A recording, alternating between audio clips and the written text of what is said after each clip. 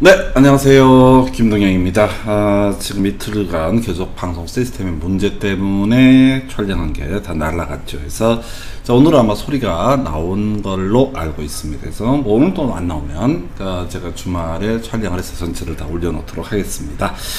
자, 이번 시간에 공부하실 주제는 지방세 중에서 등록면허세, 재산세 등에 관한 주제를 살펴보도록 하겠습니다. 등록면허세 한 문제가 구성이 되고요. 대략 출제 영역이라고 하는 게 한 대여섯 개 됩니다. 자, 그런데 문제는 이 등록면허세는 거의 90% 이상 맞춘다고 생각을 해 주셔야 됩니다. 그만큼 정확하게 암기하는 게 필요할 테고요.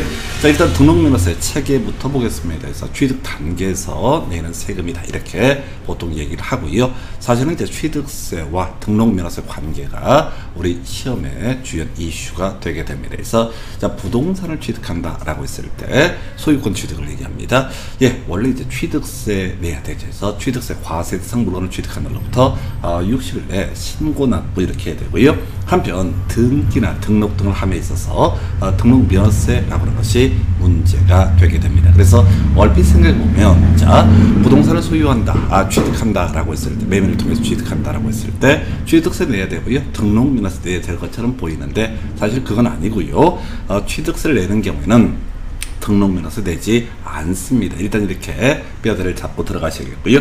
자, 우리가 그 취득세라고 하는 게 특별시나 광역시 단위에서는 특별시세, 광역시세라고 이렇게 논의가 됐었고요. 그 다음에 이제 등록면허세, 재산세라고 하는 것은 구세로 해석을 했었습니다. 도 단위에서는 자, 도세라고 해서 취득세와 등록면허세라는 개념이 있을 수가 있겠고요. 이에 대응해서 바로 재산세라고 하는 것은 바로 시군세가 된다. 그래서 26회 때 문제 그런 게 있었어요. 자, 지금 구세를 골라보시오 라고 해서 특별시, 광역시 단위에서는 원 이렇게 가는 거고요. 도단위는 투 해서 원이라면 취득세를 얘기하게 될 테고, 투라고 하는 것은 취득세와 등록면허세라고 하는 것을 얘기를 하게 됩니다. 그래서 이런 기본 구조로 돼 있어요. 자, 그래서 일단은 바로 본론 들어가서 관련한 쟁점들 비교해 드리도록 하겠습니다. 그래서 제일 첫 번째 이슈, 최근에 한번 출제 이슈가 됐었죠. 그래서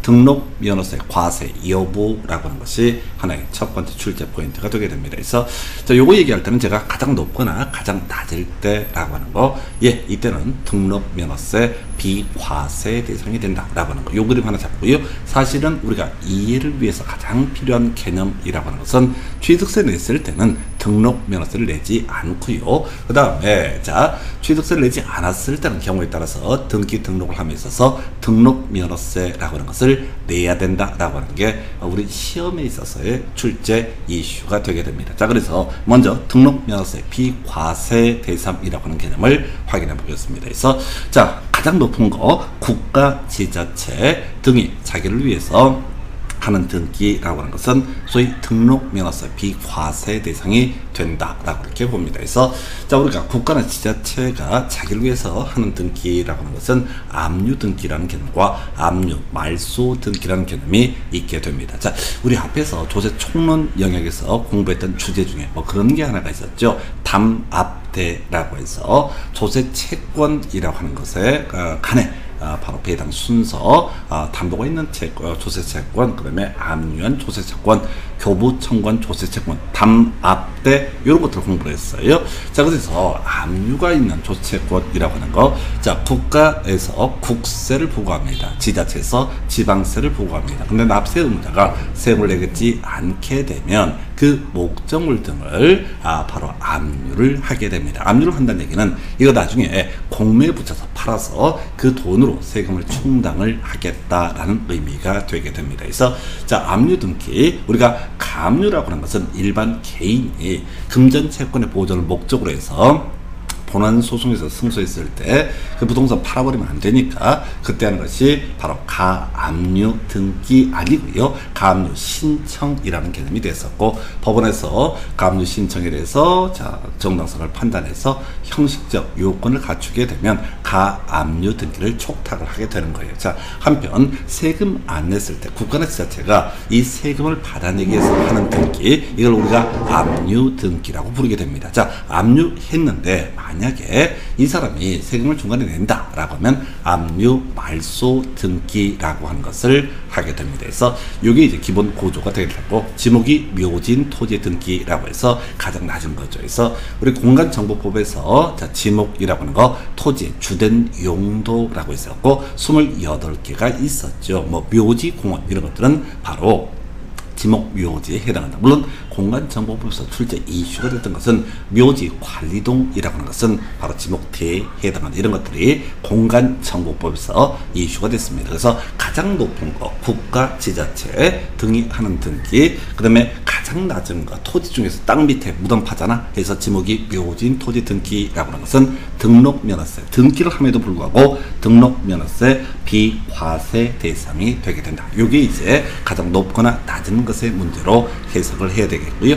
자, 사실은 여기서 가장 중요한 출제 이슈가 되는 것은 자, 우리가 지금 취득세 과세 대상 물건을 취득을 하게 되면 사실상 취득한 날로부터 60일 이내에 뭘 해야 된다? 취득세 신고 납부를 해야 되죠. 그래서 자, 이 사람이 취득세 과세 대상 물건을 취득을 원인으로 이루어지는 등기. 자, 예를 들어서 매매에 따른 소유권 이전 등기라든가 증여에 따른 소유권 이전 등기라고 하는 거. 예, 이렇게 해서 이거 할 때 취득세 내야 되죠. 예, 이렇게 취득세를 내버렸다라고 한다면 이때는 그 등기하는 과정에서 등록면허세라고 하는 것은 비과세 대상이 되게 된다. 이게 이제 핵심 이슈예요. 자, 그런데 우리 앞에서 그런 거 공부하셨습니다. 자, 바로 납세의무 소멸이라고 해서 뭐가 있었지? 자, 지금 취납시제라고 해서 자, 과세 처분이 취소가 됐다라든가 또는 이제 납부가 있다 혹은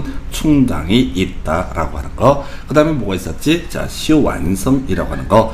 과세 처분했는데 5년 지나도록 세금을 안 냈는데 이들이 지자체 등이 압류 등을 하지 않고 5년의 기간이 지나버리면 시효 완성에 따라서 납세 의무는 소멸하게 됩니다. 물론 출제 이슈가 되는 것은 제척기간이라는 개념이 있었죠. 그래서 자, 과세권자가 세금 받을 권리가 있게 되는데 즉 납세 의무자에게 납세 의무가 성립했음에도 불구하고 원칙적으로 5년 지나도록 만약에 이 사람이 5년 지나도록 뭘 하지 않게 되면 과세 처분을 하지 않게 되면 더 이상 세금을 받을 수 없다. 이걸 원칙적인 제척기간이라고 부르게 됩니다. 자, 그런데 과세 표준 신고 를 제출하지 않았을 때, 예, 그때 제척기간 7년이라고 얘기를 했었죠. 그 외에 부정한 방법 등으로 해서 탈세 등을 했을 때 10년의 제척기간이 있다. 그래서 우리 7년 얘기할 때 지금 양도소득세라든가 취득세 같은 신고 납부를 해야 되는 세금에 대해서 납세 의무자가 과세 표준 신고서라고 하는 것을 제출을 해야 될 텐데 안 하고 있다. 그럼 이제 우리 가산세라고 해서 무신고, 가산세 등이 문제가 되는 건 별개의 문제로 그리고 나서 7년의 기간이 지나버렸다. 그럼 더 이상 어떻다? 바로 제적기간 도과로 인해서 세금을 부과할 수 없게 됩니다. 자, 이렇게 해서 자, 만약에 취득세, 과세 대상 물건을 취득을 하고 등기가 이루어져야 되는데 문제는 이 사람이 7년의 기간이 지나버렸다. 그럼 더 이상 취득세를 내지 않습니다. 어찌됐든 간에 민법 규정에 따라서 법률 행위에 따른 부동산 물건 변동이라고 하는 것은 등기해야지 효력이 발생한다라고 이렇게 논의가 됐던 바가 있었죠. 자, 그러면은 이때 7년 지나서 회심은 미소를 짓고 나서 뭘 한다? 취득세 안 내고 자, 바로 등기를 하고자 할 때, 예, 이때는 등록면허세 내야 됩니다. 자, 그래서 취득세 부과 제척기간이 경과한 물건의 등록이라고 하는 것은 바로 등록면허세 과세 대상이 된다. 자, 그 다음에 우리 취득세 비과세 대상 기억나십니까? 다른 건 몰라도 제2호라고 하는 거, 자, 대수선 제외라고 하는 거, 이전 있었고요. 50만원 이하의 취득이라고 하는 것은 바로 취득세 비과세 대상이 된다라고 설명을 드린 바가 있습니다. 예, 그러면은 50만원 이하의 취득, 이건 취득세는 비과세가 되겠지만 마치 자, 어떤 토지를 샀는데 49만원짜리야. 그럼 취득세를 내지는 않습니다. 그런데 이렇게 49만원짜리 토지를 매매를 원인으로 소유권 이전 등기 등을 하고자 한다. 예, 그러면 이때는 어떻다? 바로 등록면허세는 내야 된다. 그래서 일단 논의의 핵심 이슈는 단순화시키면 취득세를 내게 되면 등록면허세 비과세가 되게 될 것이다. 이에 비해서 바로 자, 지금 등록면허세라고 하는 거. 취득세를 내지 않게 되면 등록면허세 과세 대상이 된다. 그 외 쟁점으로서 아까 가장 높은 거 국가, 지자체, 지목, 묘지 등에 있어서는 등록면허세 바로 비과세 대상이다. 이 정도까지가 첫 번째 출제 포인트가 되겠습니다. 그래서 자, 이렇게 보셨고요. 그 다음에 이제 과세 표준이라는 주제를 가지고 설명을 드리도록 하겠습니다. 자, 우리가 뭐 세금이라는 게 항상 똑같은 거지. 취득세 같은 경우도 과세 표준 곱하기 세율을 하게 되면 취득세액이라는 것이 확정이 되게 되겠죠. 그래서 우리 취득세 과세 표준에서 이슈가 됐던 것은요, 자, 신고한 금액이라는 것이 원칙이다. 그런데 일정한 경우에 그 가액 등을 알 수가 없다면 뭐를 바로 시가 표준액이라고 하는 것을 취득세 과세 표준으로 삼을 수가 있다. 근데 국가는 자체가 이미 알고 있다. 좀 더 구체적으로 국외 판법 공급 이렇게 6개 사유에 해당이 되게 되면 사실상 취득가격을 취득세 과세 표준으로 삼게 된다. 이런 거 있었고요. 거기서 출제 이슈가 됐던 것은 판이보부할비, 판매비용, 이용비용, 보상비용, 부가가치세, 할인받은 금액, 그 다음에 비법인이라고 하는 거, 이런 것은 바로 사실상 취득가격 범죄에 포함되지 않는다. 이런 것들이 이슈가 됐었고요.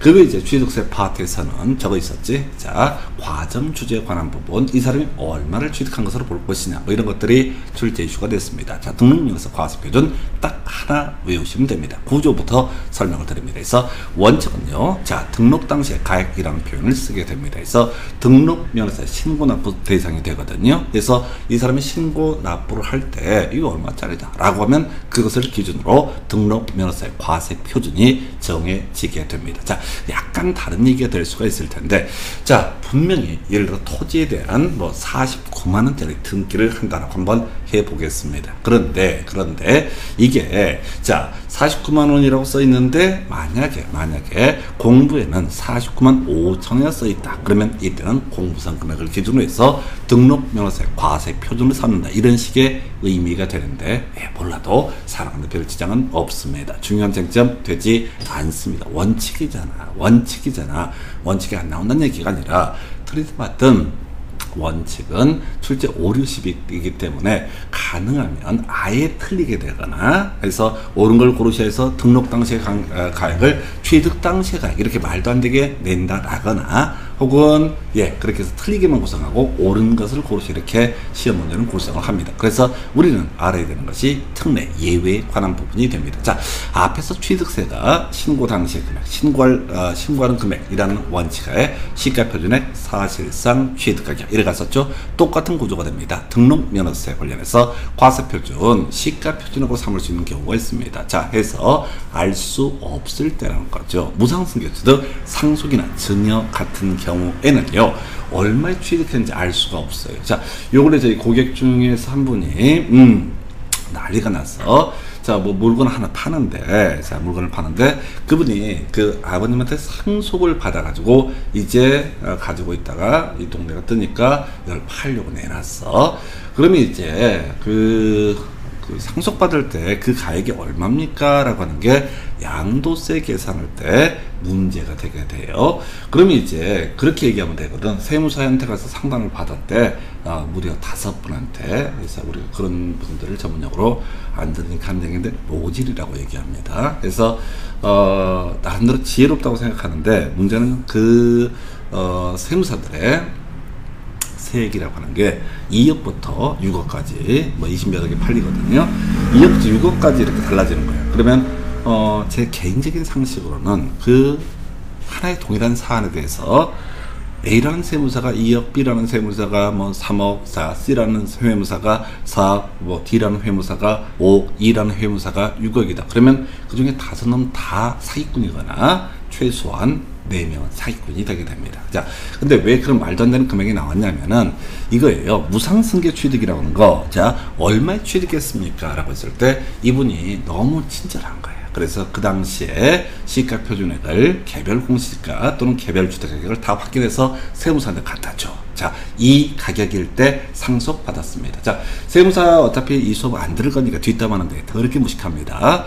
세법에 대해서는 공부를 할지 모르지만은 민법에 관한 개념이 전혀 닭대가리들이야. 그러다 보니까 이 사람들은 착각을 한 거야. 그 사람이 가져온 그 가액을 마치 뭐처럼 유상승계취득 산가격처럼 계산을 해버리는 거예요. 그러니까 양도소득세가 어마무시하게 나와.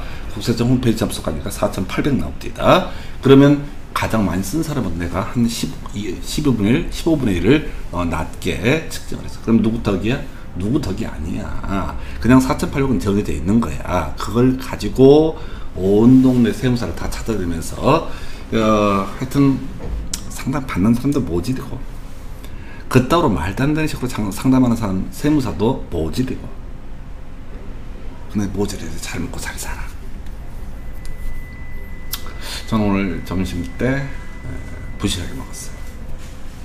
무슨 얘기냐면 무상승계 취득이라고 하는 거 상속과 증여 등이 있게 될 텐데 이때는 얼마에 샀다 얻었다 이런 게 알 수 없단 말이죠. 그래서 바로 토지 가격 중에서 개별 공시, 그러니까 단독주택 중에서 개별 주택 가격, 공동주택 중에서 공동주택 가격 뭐 이런 것들을 가리켜서 뭐라고 한다? 바로 시가표준액이라고 부릅니다. 그래서 자, 우리 시가표준액이랑 똑같은 말이에요. 양도소득세 공부할 때는 기준시가라는 용어를 쓰게 됩니다. 그래서 같은 말이에요. 근데 지방세 영역에서는 공통적으로 시가표준액, 국세 영역에서는 기준시가라는 용어를 씁니다. 자, 교환했습니다. 우리 민법 공부하시는 분들 금전 외 재산권 간의 상호 이전을 목적으로 하는 계약, 교환계약이죠. 자, 이때도 얼마짜리다라고 하는 것을 알 수가 없습니다. 그 외에 과세표준을 아예 신고를 안 했다. 그럼 이제 무신고 가산세랑 같이 세금을 때리겠지. 등록면허세를. 그때 과세표준은 뭘로 삼는다? 시가표준액. 또는 신고액이 시가표준액이 미달한다 라고 했을 때 이때는 시가표준액을 바로 뭐로 삼는다? 지금 이제 등록면허세 과세표준. 여기까지 쓸데없는 소리야. 여기서도 그나마 이슈는 뭐가 되겠어요? 바로 사실상 취득가격이라고 하는 거. 그래서 취득세 과세 대상 물건, 취득세 과세표준을 사실상 취득가격으로 하는 경우 뭡니까? 국외 판법 공검 등. 그래서 국가나 지자체가 이 사람 취득가격을 알 수 있는 경우에는 이 취득세 또는 등록면허세 납부하겠다는 사람이 뭐라고 시부리든 그걸 전혀 무시해버리고 그냥 어떻게 해석을 한다. 바로 사실상 취득가격을 등록면허세 과세표준으로 삼습니다. 자, 근데 이 페이지에서 색깔 입혀진 딱 하나입니다. 시험 문제 포인트는 이거 하나에서 자, 외우실 게 뭡니까? 변경된 가액, 변경 후 가액이라는 용어를 기억을 하실 것. 문장 보지 마시고요. 일단 외울게. 등록면허세 과세표준 20년 동안 우리 시험을 분석합니다. 출제 포인트, 답이 되는 포인트를 딱 하나 변경된 가액 혹은 약간 변형해서 변경 후 가액이라는 용어를 쓰게 됩니다. 자, 그래서 이런 논리구조야. 사실상 취득가격을 등록면허세 과세표준으로 하는 경우 등록 당시, 자, 등록을 하고자 하는 당시에 자산재평가 또는 감가상각 등의 사유로 인해서 그 가액이 달라지는 경우 그 변경된 가액이라고 하는 것을 뭐로 삼는다? 바로 등록면허세 과세표준으로 삼게 됩니다. 자, 극단적인 경우 한번 예를 들어 보이겠습니다. 자, 국가한테서 이 사람이 토지라고 하는 것을 샀다고 하십시다. 자, 그러면 샀으면 뭘 해야 돼? 취득세, 신고, 납부 등을 해야 되겠죠. 그리고 근데 이 사람이 토지를 샀는데 7년의 기간이 경과가 돼버렸다. 과세표준 신고서, 취득세에 관한 과세표준 신고서를 제출하지 않아서 7년의 기간이 지났다. 그러면 이때 취득세 라고 하는 것은 어떻다? 내지 않는다. 자, 이에 대해서 이제 소유권 이전 등기를 하고자 할 때 등록 면허세라고 하는 것은 어떻다? 내야 한다. 요렇게 그림을 잡게 되는 거죠. 그래서 자, 등록 면허세 내야 되는 그런 상황이에요. 자, 이제 7년 지난 극단적인 경우입니다. 자, 그런데 애초에 국가한테 살 때는 예를 들어서 1억이었어. 그런데 지금 자, 등록 면허세를 내기 위해서 등기 등록을 하고자 할 때 감정평가 해보겠죠. 이게 얼마의 가치를 갖는지 해보니 자, 이것이 만약에 1억 5천이다. 7년 동안 50% 올라버렸다 라고 이렇게 하게 되면 이때는 자, 바로 1억으로 계산하는 것이 아니라 1억 5천으로 계산한다. 또는 건물을 샀어 1억에. 그런데 7년 동안 취득세 안 내고 버티다가 이제 등기를 하고자 합니다. 원래는 사실 그렇지 않습니다. 실무적으로는 국가나 지자체가 등기를 촉탁을 해버리기 때문에 이건 별개의 문제인데 어찌됐든 간에 좀 극단적인 경우로 상정을 하는 거 이해 편의로 해서 그러면 건물의 가치가 7년 전보다 떨어질 수가 있겠죠. 그래서 애초에 사실상 취득 가격은 1억인데 건물 가치가 노후화돼서 가치가 감가상각 때문에 9천만 원 가치가 있다라고 한다면 이 9천이나 1억 5천이라고 하는 변경된 가액이라고 하는 것을 등록면허세 과세 표준으로 삼게 된다. 이렇게 얘기를 하게 됩니다. 그래서 자, 요게 이제 두 번째 포인트. 그래서 뭐 길게 설명드렸지만은 뭐 중간중간에 잠깐 말씀드렸지만은 결과적으로 자, 등록면허세 과세 대상이냐 아니냐 가장 높은 않았었고요. 그 다음에 취득세 내버리게 되면 등록면허세 과세하지 않게 됩니다. 자, 그리고 나서 취득세 안 내면 등록면허세 낸다. 이런 논리 구조 있었고요. 그저 외울 게 뭐라고? 문장 보지만 문장 보지 봐봤자 잘 몰라. 돌아서면 잊어버려요. 그저 등록면허세 과세 표준 하게 되면 변경된 가액, 변경 후 가액이라는 개념을 기억을 해 주실 겁니다. 자, 여기까지가 등록면허세 과세 표준까지 보시고 잠시 끊었다가 세율부터 이어서 설명을 드리도록 하겠습니다.